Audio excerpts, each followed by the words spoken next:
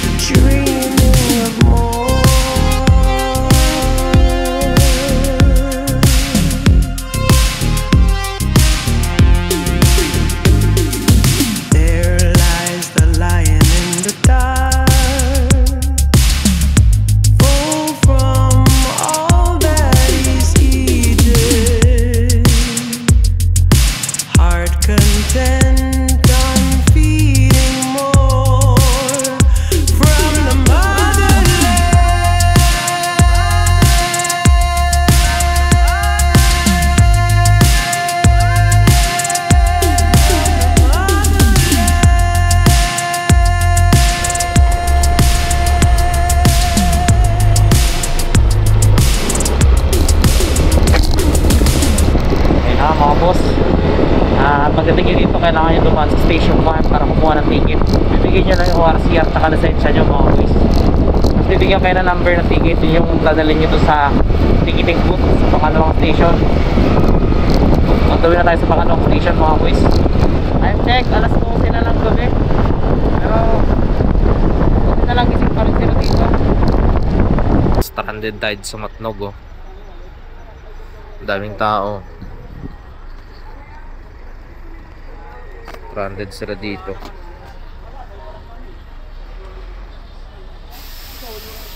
Bali, nagkulangan sa barko. Sobrang daming pasahero. Stranded.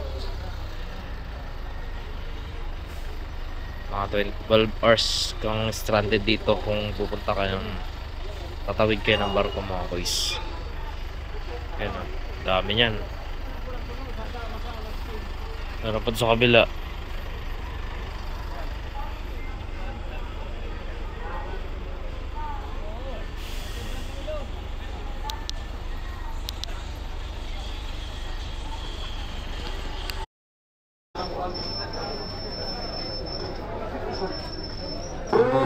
One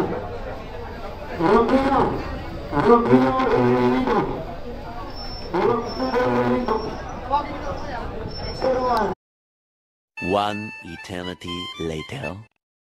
A few moments later.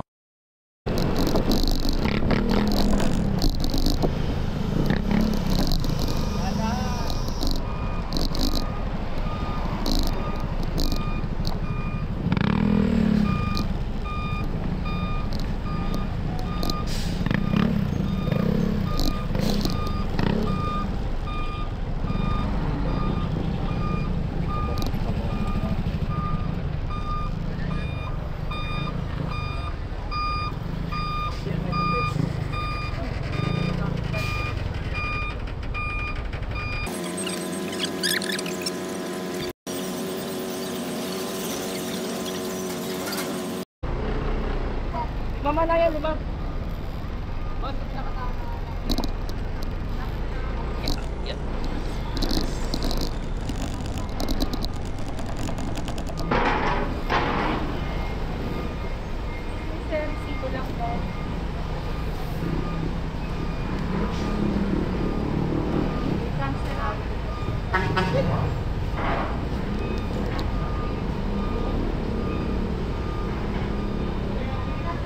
Pwede po.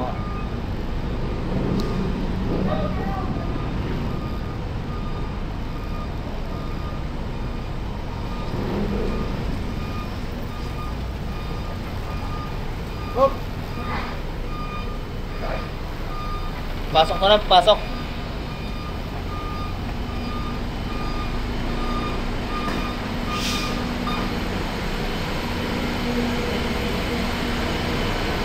Hindi ko zero na dito.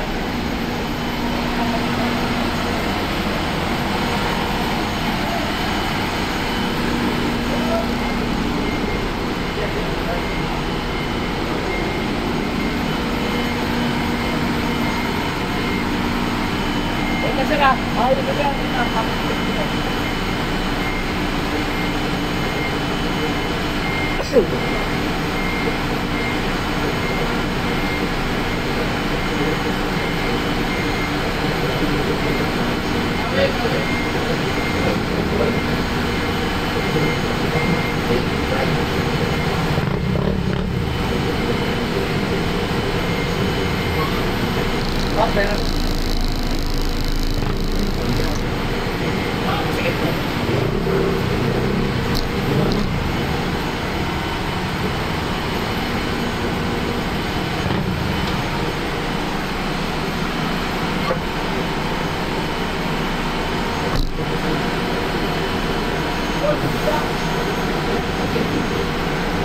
Ayun ang what is up mga kuys. May 9 na, tsaka pa lang tayo nakatawid. Dito tayo sa Allen Arden Summer. Ayun yung simbahan nila. Grabe, tagal ng biyahe natin mga kuys. Pabibira na naman tayo. Medyo lumpat pa yung battery natin mga kuys.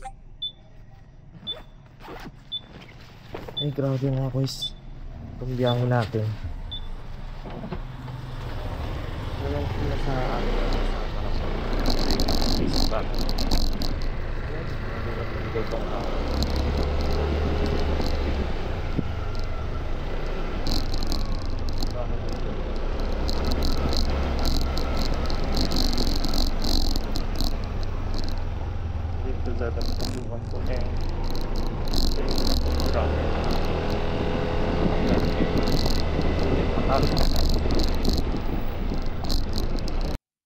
Bali yun mga guys, medyo pangit yung mic na gamit natin dahil yung intercom yung ginamit nating mic.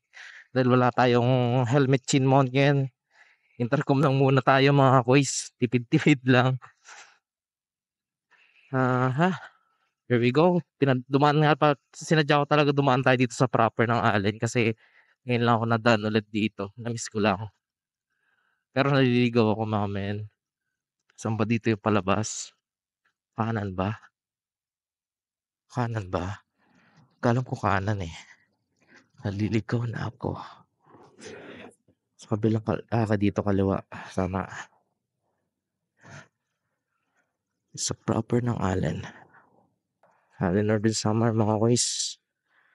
Hi. It's good to be back here in Allen. It's been a year nung huli ako nakapunta rito. Ang tahimik talaga ng Northern Samar kapag 12:00, di katulad ng Luzon. Pag nagpasok ng Sorsogon, napaka-ingay na talaga. Di katulad pag andito ka sa Northern Samar. Damang-dama mo yung probinsya eh. Sobrang tahimik. Nire-record natin 'to hanggang ano mga kuys, hanggang makarating tayo ng Katarman. Bali alit pa lang 'to. Lawan natin para makita nyo. Siyempre, hindi nyo makikita yan pag walang ilaw. Medyo pangit na yung kalsada dito mga kuys. Malubak. Malubakin. Mag-ingatan tayo kasi marami nababalita dito na nantitrip eh. Pag ganitong oras ng gabi. Ayan, bakit hindi ko makita yung harapan ko? May nakaharang sa aking vision. Parang ang liwanag na mini-driving light ko dito sa Northern Samar. Nahihinaan na ako dito eh. Tingnan nyo naman, daming aso. Kaya kapag dito talaga kayo, hinahinay lang kayo sa patakbo mga kuys dahil teritoryo to ng mga aso. At mga irresponsible owner ng aso. Ayun na nga, nandito na tayo sa Londres. Londres Island pa rin to mga kuys. Yung sasarapan ko dito, ang lamig ng hangin talaga dito sa Northern Samar. Hindi lang nakakatakot dito mag-drive, ang daming aso. Hinahinay lang tayo. Medyo lapitin ng aso tong kalsada na to. Sobrang daming aso. Yun, may mga nakamotor pa rin. Itong oras na gabi. Bakit ang dumi ng aking visor? Sa labas pa yan? Sa labas yan, I guess. Ang dumi ng aking mga visor, mga kuys. Wait lang, punaasan ko lang. Nakairita eh. Wala akong makita.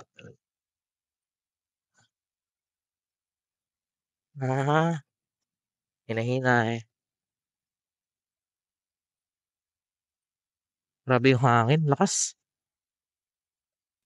Lakas ng hangin dito mga kuys. Ang sarap. Fresh air. Finally. Ito yung therapy natin kaya tayo nagli-live eh. Fresh air, syempre. Fresh air ng Northern Samar. Slow drive lang tayo. So ayun na nga. Nasa libas na tayo mga kuys. Libas, Labisares. Labisares. Kung saan ako nag-aaral ng college. Labisares, Northern Samar mga kuys. Solid tong lugar na to. Dami kong memories dito. Kaya di ko malimutan tong Northern Samar dahil sa Labisares. You know. Grabe. Solid ng lugar na to. Welcome to Libas. Libas. Ito yung patronan dati lagi nung college ako. Speaking of patron, Mayo na naman pala mga kuys. Patronan na naman dito sa Northern Samar at sa iba-ibang bahagi ng Samar. Kaya naman ang dami rin nag-uwian. Sabay din sa eleksyon mga kuys. Alam niyo na, pag eleksyon, may pera. May pera. Kaya maraming nauwi. Daming aso. Kaya sa mga followers natin nyo, baka trip nyo rin mag-rides dito sa amin, Northern Samar. Feel free to ride here in our beautiful city, Northern Samar. Ang ganda na ng kalsada ng Labisares, oh. Hindi na katulad dati na ang baba, tas laging binabaha. Ngayon may kanal na siya. Improving Labisares.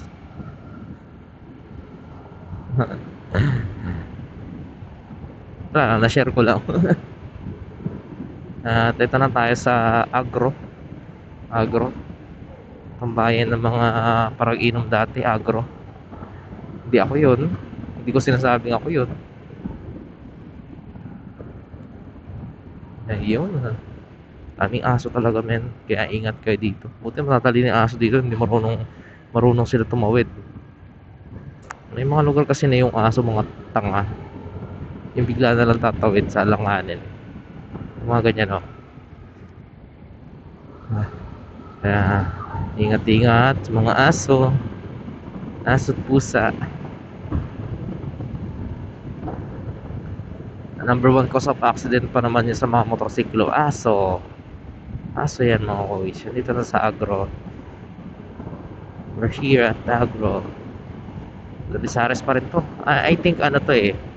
Ha? Ano pangalan ng barangay na to? Nalimutan ko na.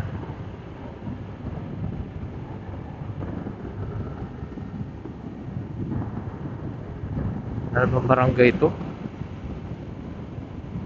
I forgot na. Pag-aaral natin at may kasalubong. Walang ilaw.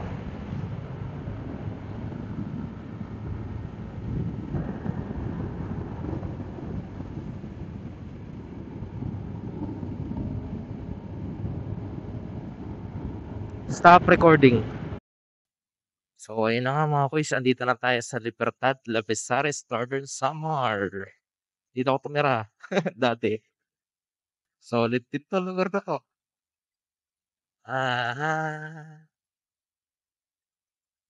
Dito sa loob ng proper. Pero sa ngayon kasi taga Katarman tayo. Kaya ang biyaheng to is Manila to Katarman. Hindi Manila to Labesares. Dahil yun nga, ang ating bahay sa Katarman dahil nakapangasawa tayo ng taga Katarman. Dira naman tayo.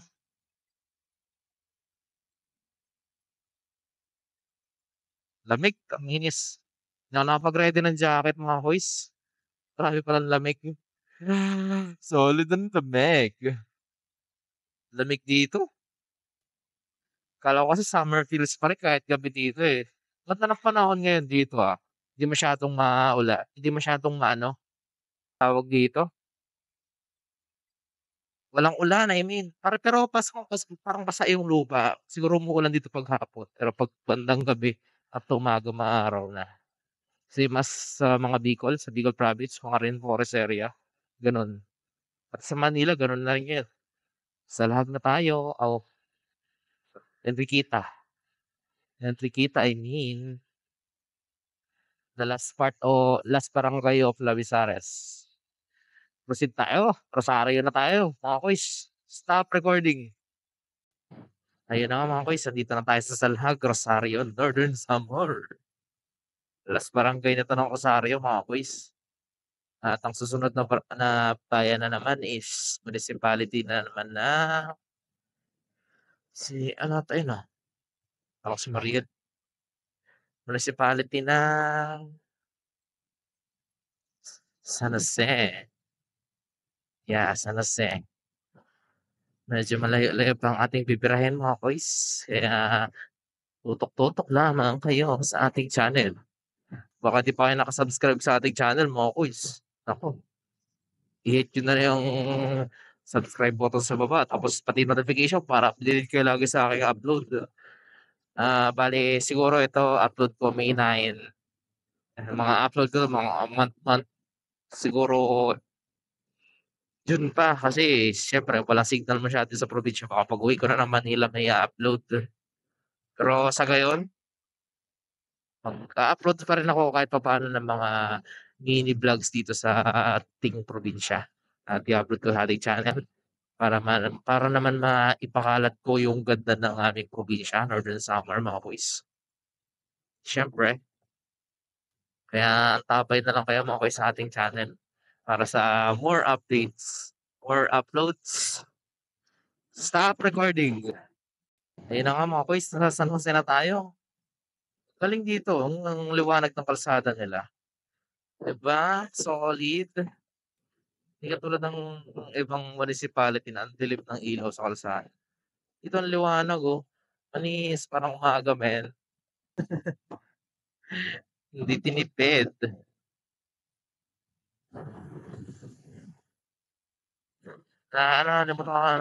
Hiratag ata to eh. Hiratag na ata tong barangay dito eh. Aha. Ano bang barangay ito? Nalimutan ko na. Sa San Jose to eh. Yan yung San Jose High School. Yung Palawan.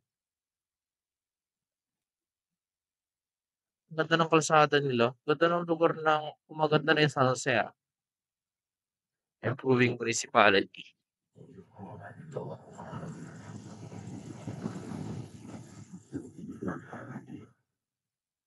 Hanggang dito oh, solid. Liwanag. Ganyan sana yung ilaw para kitang-kita sa vlog natin yung ganda ng probinsya kahit gabi. Tapos hindi lubak-lubak yung kalsada. Solid yung kalsada nila. Yan, no? Ganda ng ilaw nila dito. Hindi na kailangan ng mini driving light natin. Kitang-kita na yung kalsada.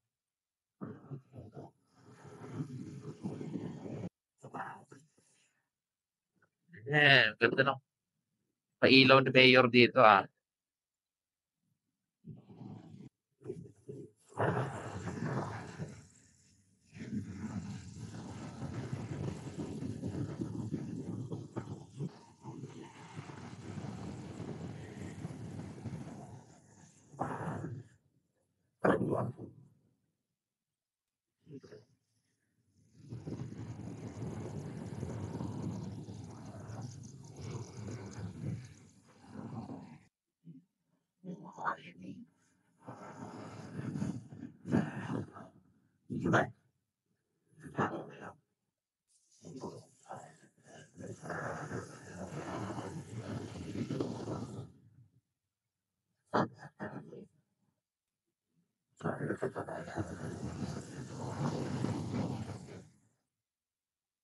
Stop recording.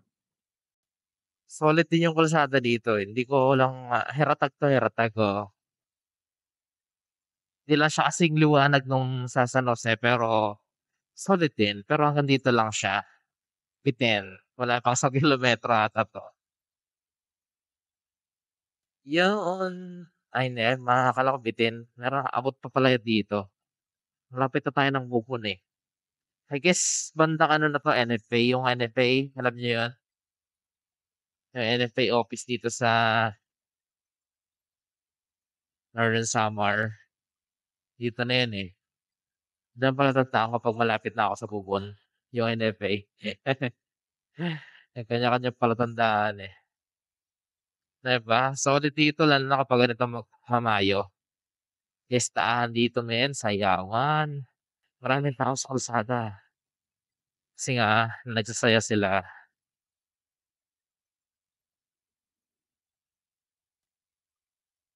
Enjoy na lang yung trip mga kuys. Malapit na tayo sa Katarman. Sa mga taga-Katarman dyan, shoutout sa inyo. Sigurado kaya mo ito pinanood, nagkaplano ka rin mag-ride pupunta rito.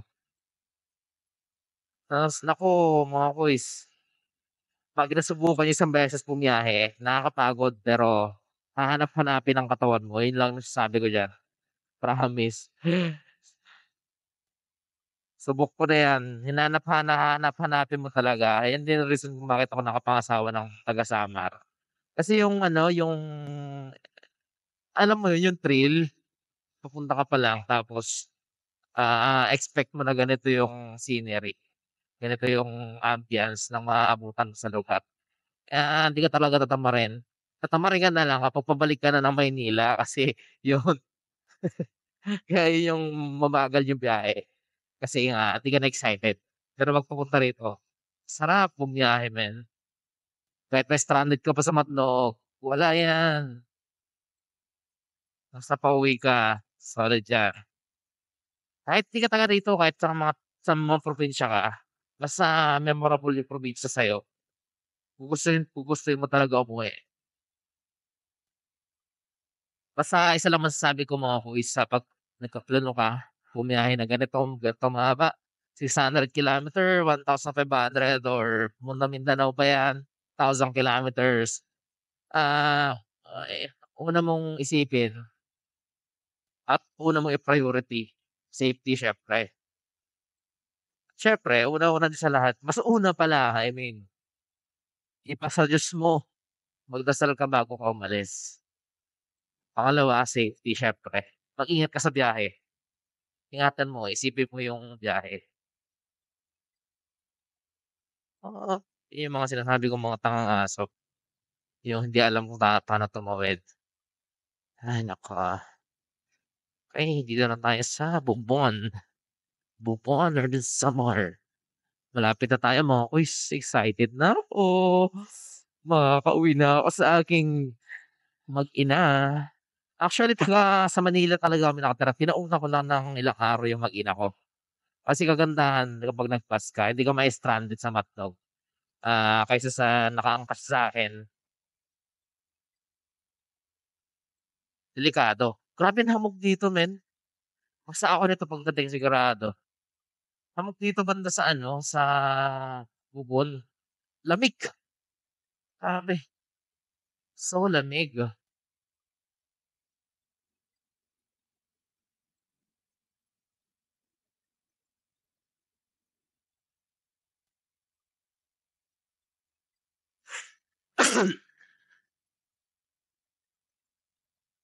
Ayan na nga. Malapit na tayo. And here we are. Ay, heart bubon na to. Siguro mga ano pa, mga 2 kilometer bago sa Kahay. Pagka dito na. Sa sign ng bubon.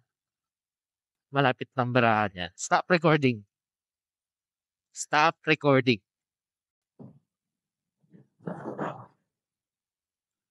Medyo, oh my God. Inakaya na talaga dito kapag may gabi na. Mga nakakotse dito sa Katarman, di yan mas sila magbigay ng low beam. Puro yan sila naka-high beam. Hindi na yung pinagkaya. Siguro din sila makakapag-drive. Kasi nila siguro yung, alam yung, tulad na ng mga to. Buwan ko yan sila. Tapos, naka-high beam. Walang bakit yan na sila naka-high beam. Para bulagin siguro yung pasalubong.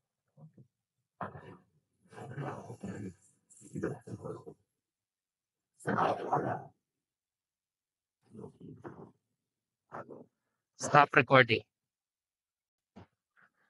Ayun, ang mga guys, nandito na tayo sa Katarman. Pag ganyan yung ilaw, tilaw. Ay, it's a sign na nasa Katarman ka na. Ay, padiretso nga pala yan papunta yan ng itong diretso na to. Papunta yung Dalakit Airport. Doon sa airport ng Katarman. Dito tayo sa diversion sa kanan. Kasi dito lang naman tayo. Taga rito lang naman tayo sa diversion.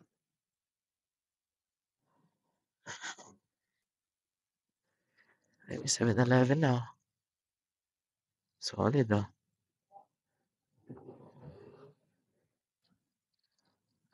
Shit. Aray ko.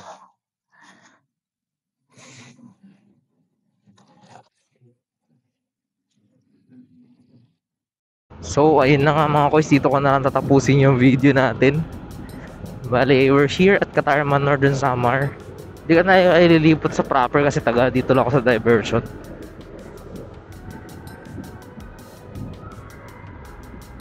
Be safe mga koys at ride safe. Hanggang dito na lang yung video natin. Peace out!